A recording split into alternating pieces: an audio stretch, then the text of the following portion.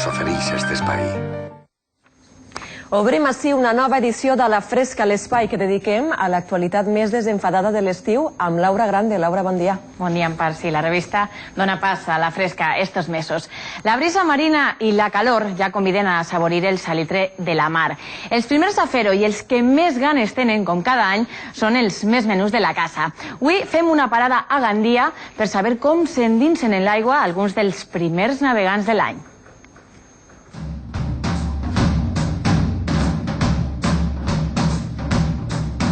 El primer pas, saber bé la teoria. El segon pas, posar un peu en l'aigua.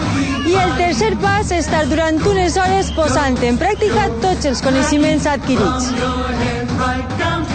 Avui la piragua els acompanya en un trajecte que a alguns els resistís. Yo pensaba que me iba a caer. Súper chula, vamos. Y tenía un poquito de miedo. Al principio cuesta un poco, pero luego al final ya te acostumbras. Fijaros que la botavara os puede dar en la cabeza. Vamos a bajar las cabezas, ¿de acuerdo?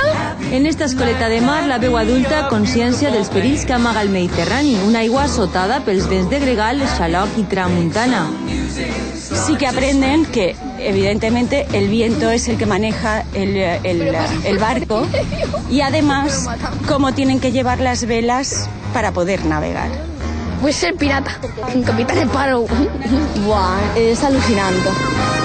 Me encanta. Sea fatal que me puguin tirar al agua. En una sessió de vela i piragüisme es poden cremar més de 500 calories i, a més, relaxa l'espírit d'estos joves aventurers. Un inici d'estiu a la vora de la mar que enguany rebrà milers d'exploradors menuts i grans per a conèixer la mar i navegar-la. Dies de platja i natura davall del sol més calorós de l'any.